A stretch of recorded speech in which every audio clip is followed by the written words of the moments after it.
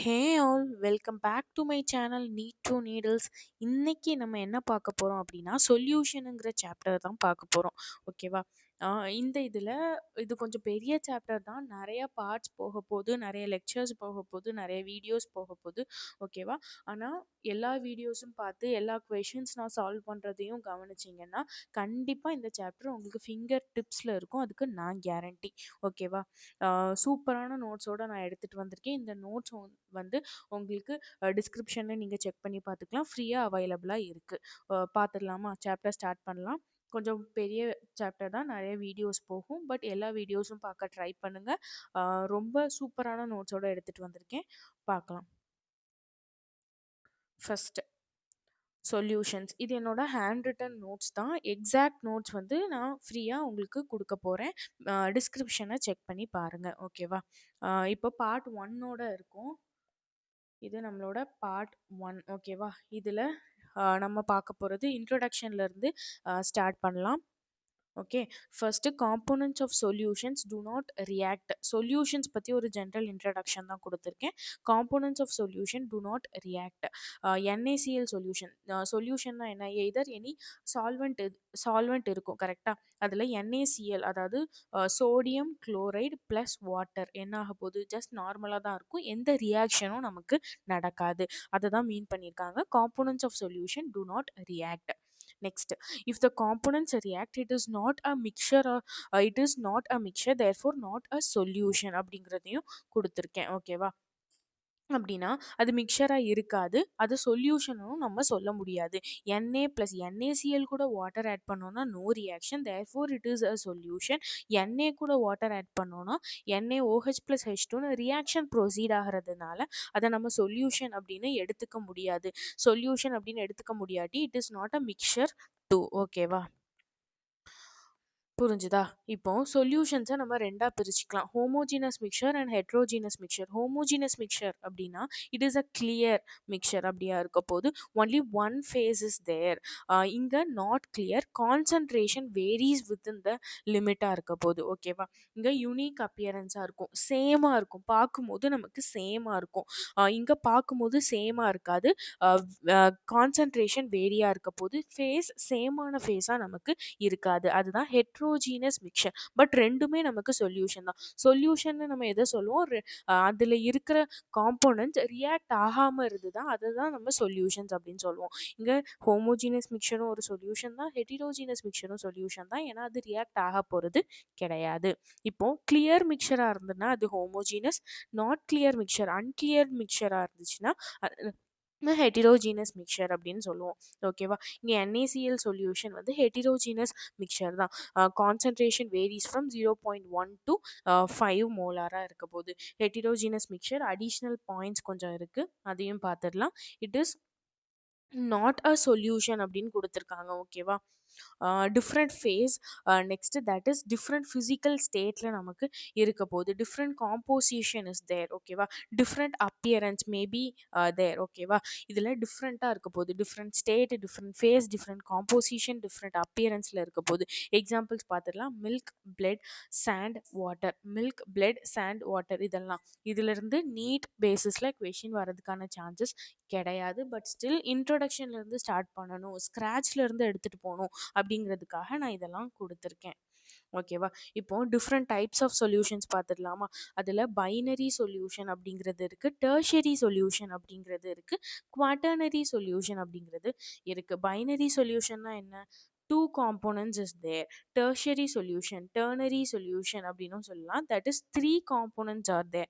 Quaternary சொல்யூஷனை நம்ம four components வச்சு இது பண்ணுறது தான் குவாட்டர்னரி சொல்யூஷன்ஸ் அப்படின்னு சொல்லுவோம். இதுதான் general introduction. It is not important, but still நான் இன்ட்ரொடக்ஷன்லேருந்து எடுத்துகிட்டு போகணுங்கிறதுக்காக தான் கொடுத்துருக்கேன். இதை நீங்கள் கான்சென்ட்ரேட் பண்ணலை அப்படின்னா கூட பரவாயில்ல.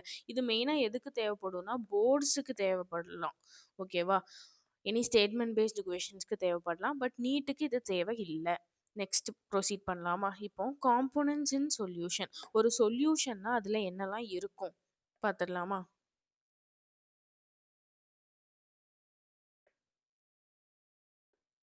ஒரு சொல்யூஷன்ல நமக்கு சொல்யூட் இருக்கும், சால்வெண்ட் இருக்கும். 2 கம்பைன் பண்றது தான் நம்ம சொல்யூஷன் அப்படின்னு சொல்லுவோம். இப்போ இந்த சொல்யூட்னா என்ன? சால்வெண்ட்னா என்ன? அப்படின்னு பார்த்துடலாம். சொல்யூட் அப்படிங்கிறது that is dissolved, disappeared in solvent. ஒரு சாலிட் பார்ட்டிகளா இருக்கலாம், லிக்விடா இருக்கலாம்.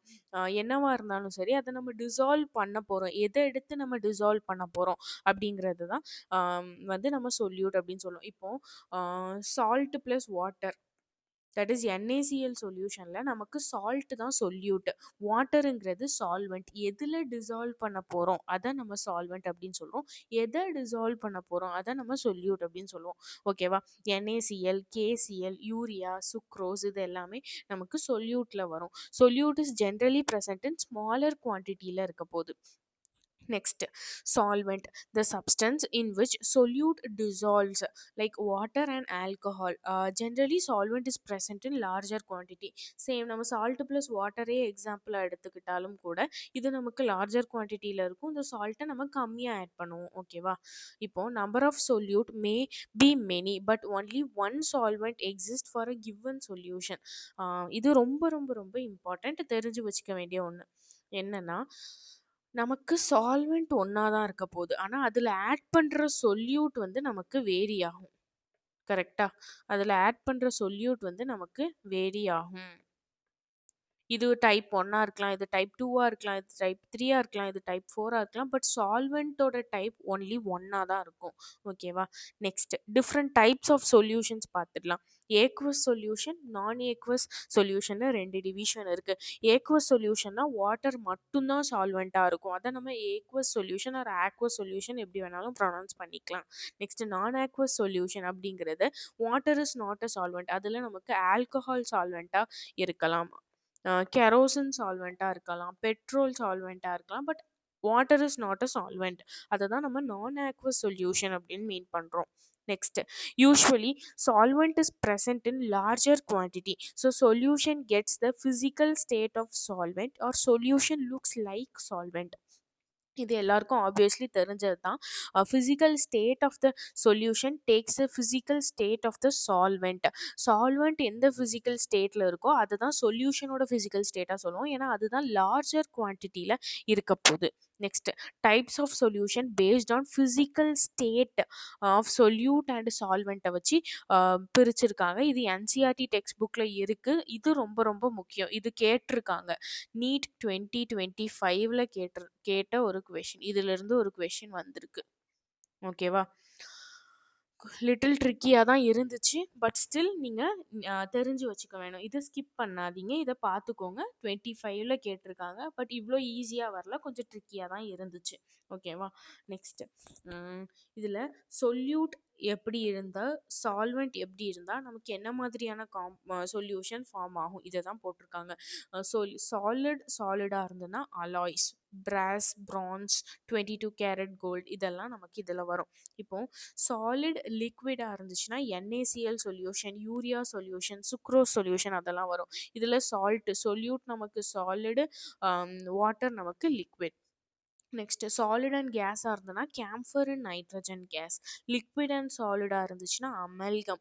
இதை ரெண்டும் மாற்றிடக்கூடாது. இங்கே நீங்கள் படிக்கிறதுல கான்சென்ட்ரேட் பண்ண வேண்டியது என்னென்னா, சொல்யூட் என்னவா இருக்கணும், சால்வெண்ட் என்னவா இருக்கணும் அப்படிங்கிறத. இதை இங்கே கொண்டு வந்து வேற ஆன்சர் மார்க் பண்ணக்கூடாது, தெளிவாக படிச்சுக்கோங்க. ஓகேவா? இப்போ லிக்விட் சாலிட்னா அமல்கம், லிக்விட்னா ஆல்கஹால் ப்ளஸ் வாட்டர், லிக்விட் கேஸ்னா chloroform in air. ஓகேவா? கேஸ் அண்ட் சாலிட்னா H2 gas on palladium metal.